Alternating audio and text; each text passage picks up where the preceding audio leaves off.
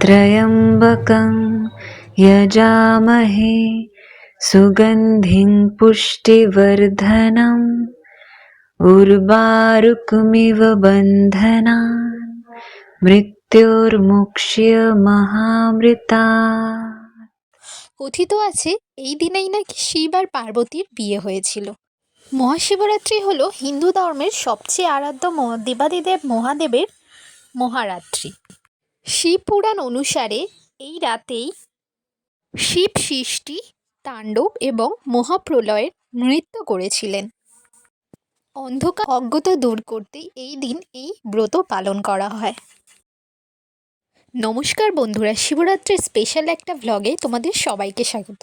সারা বছর আমরা অপেক্ষা করে থাকি এই দিনটার জন্য, কারণ এই দিনটা আমাদের কাছে সবথেকে বড় একটা দিন। কারণ অনেক উপোস করলেও শিবরাত্রির মতো উপোস করার শান্তি যেন আর কোনো কিছুতেই নেই। অনেকেই অনেক রকম কথা বলে, ভালো বর পাওয়ার জন্য, ভালো স্বামী ভাগ্য ভালো হওয়ার জন্য শিবরাত্রি করে, কিন্তু আমার মতে আমি শিবরাত্রি করে কারণ এই ব্রতটা করতে আমার ভীষণ ভালো লাগে, আর আমি মহাদেবের অনেক বড় ভক্ত।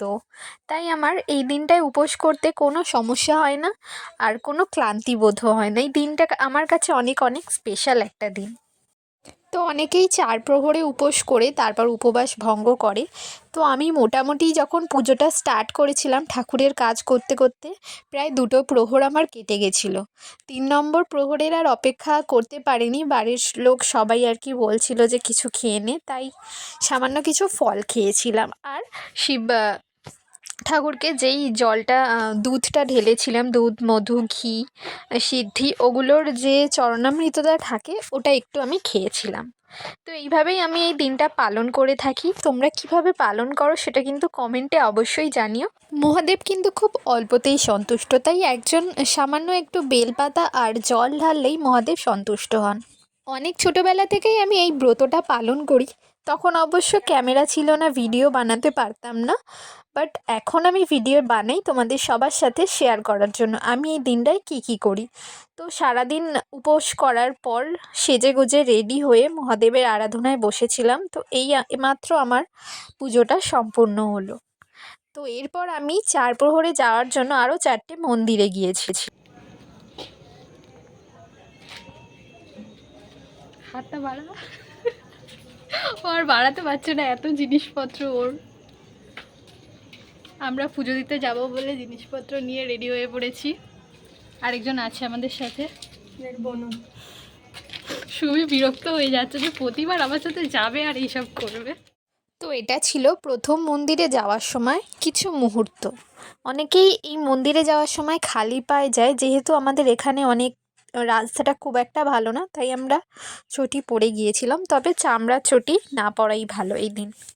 আর যেই মন্দিরে ভিড় একটু কম থাকে সেই মন্দিরে বাবার মাথায় জল ঢেলে সত্যি আলাদাই একটা শান্তি পাওয়া যায়। সেটা তোমরা হয়তো সবাই ফিল করতে পারবে।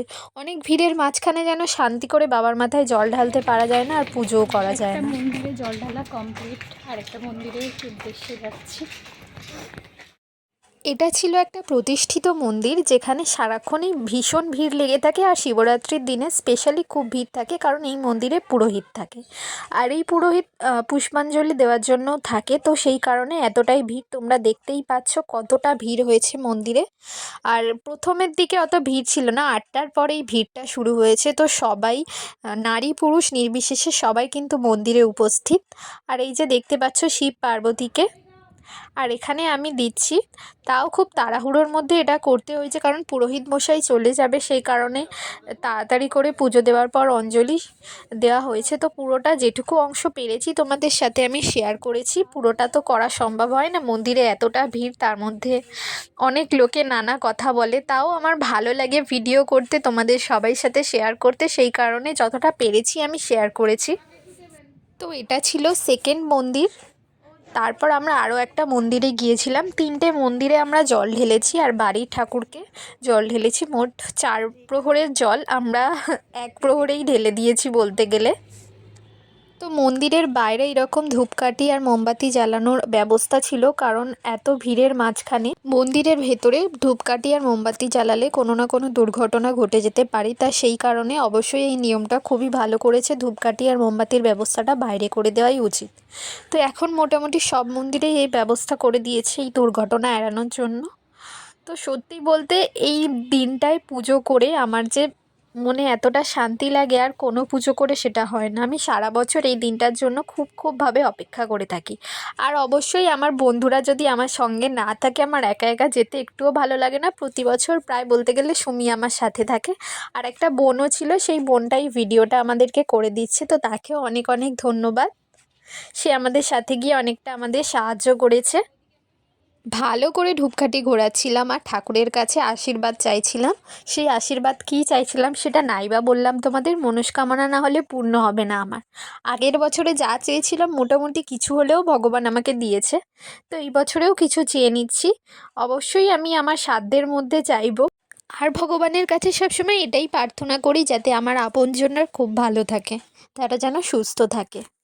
ছোটোবেলায় আমরা যখন পুজো করতাম তখন আমরা দিনের বেলা করতাম, কিন্তু এখন আমি যেটুকু নিয়ম জানতে পেরেছি যে পুজোটা দিনের বেলা করতে নেই, করলে রাতের বেলাই করতে হয়। কারণ যেহেতু শিবরাত্রি, তো রাত্রিতেই পুজোটা করা উচিত। তো সেই কারণে এখন করে আমরা রাত্রিবেলাই করি।